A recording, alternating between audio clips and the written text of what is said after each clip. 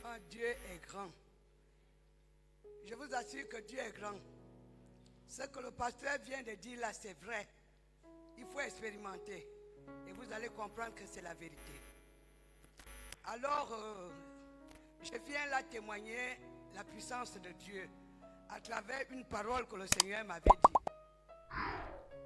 Mon grand frère, depuis le 5 avril, ne sachant rien, les problèmes de la vie, il voulait me parler. Je lui ai dit non, je dois d'abord aller prier. Et je suis allé prier. Quand je reviens, il va me raconter, non, tu as trop souffert pour moi, je préfère partir. Mais sois courageuse. Il a fini de parler, il est parti. Je suis rentré dans ma chambre. J'ai prié Dieu. Alors, Dieu va me dire la parole dans Ésaïe 7,7. Ainsi parle le Seigneur, l'Éternel. Cela n'aura pas lieu et cela n'arrivera pas. Et j'ai pris cette parole. Je suis allé le matin, vers les 4 heures du matin, je suis encore parti réveiller mon grand frère. Je lui dis, tu veux mourir quand? Tu comptes partir quand? Pour me préparer tel que tu viens de dire. C'est là où il va me dire, ce vendredi. J'ai dit, ah, bon, que cela ne tienne, on va prier. Parce que moi, je n'aimerais pas que l'esprit de Judas qui va t'habiter, le diable ne pas discuter ton corps. Tu dois aller là où ma mère est partie, là où Jésus nous attend.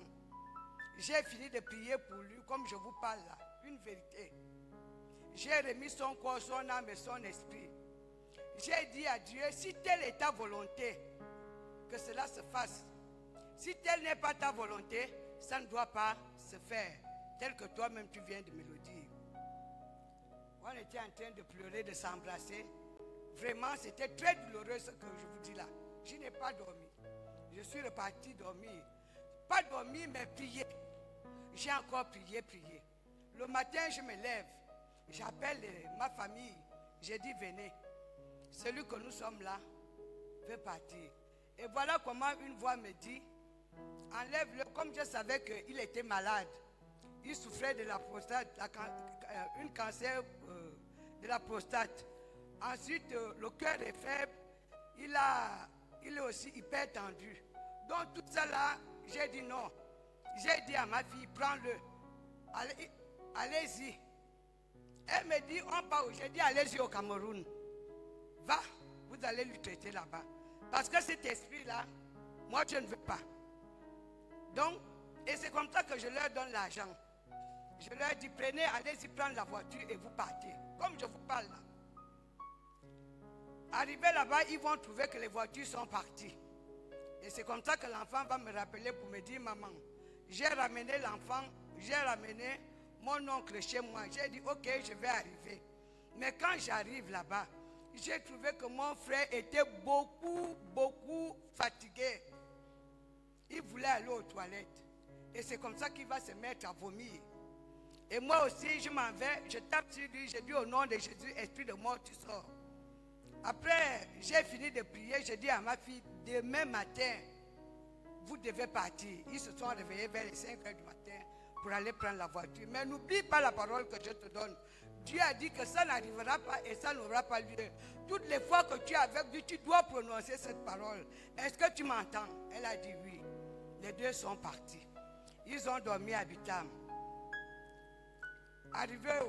Avant même qu'ils traversent le Cameroun, comme lorsqu'on était à Veilla, on faisait beaucoup de Dieu ensemble et on l'appelait le pasteur.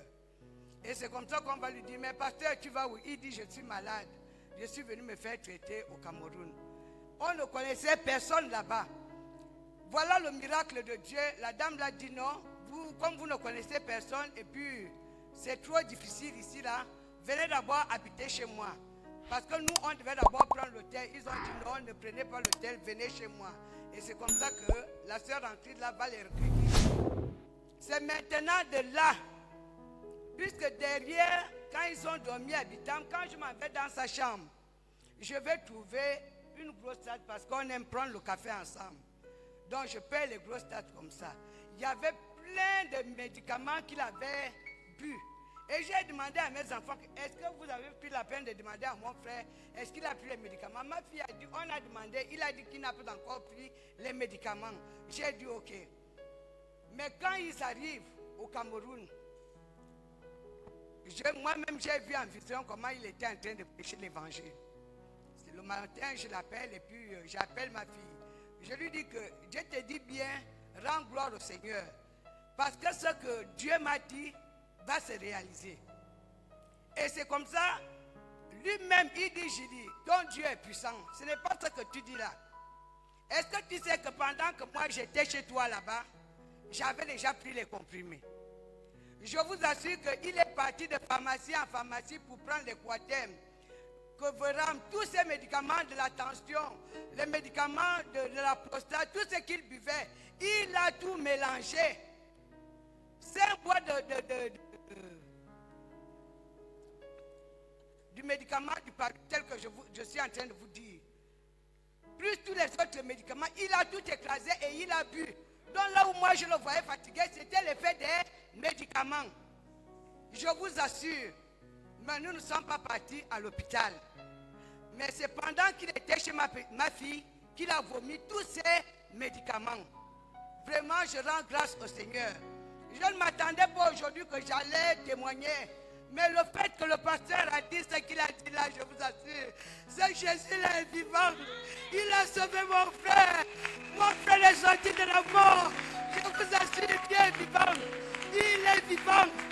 Vraiment, je rends grâce au Seigneur pour son amour et pour sa fidélité. Merci beaucoup. Mon frère, qui est semblable à toi? Qui est semblable à toi, Jésus? Qui est semblable à toi?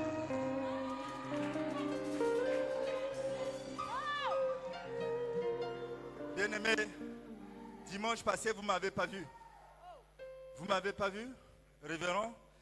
Si je viens devant vous, vous allez remarquer quelque chose. Regardez mes deux pieds. Il y a un pied qui est plus gros que l'autre. Il y a celui-là qui est un peu plus gros que l'autre. Ce matin, en partant de la maison, je me disais, est-ce que réellement je peux lancer comme d'habitude? Est-ce que je peux danser pour Jésus? J'étais un peu hésitant. Et si mes enfants sont là, tous sont mes enfants, moins que moi sont mes enfants, mais je dis, ces enfants qui habitent chez moi, que Dieu m'a donné, c'était compliqué. J'ai fait les examens radio, tout le reste. On m'a dit, hey, il y a la goutte qui veut t'habiter. J'ai dit, mais attends, Jésus-Christ n'était pas mort sur la croix avec la goutte. Alors, bien-aimé frère, j'ai cru que Jésus sur la croix a souffert de la goutte.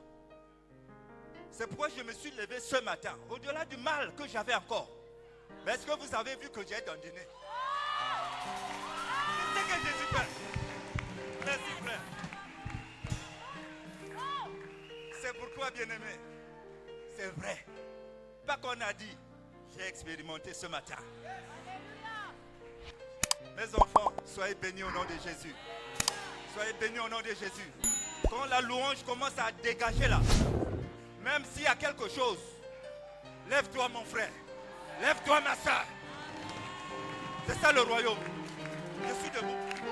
Je suis debout. Gloire à notre Dieu.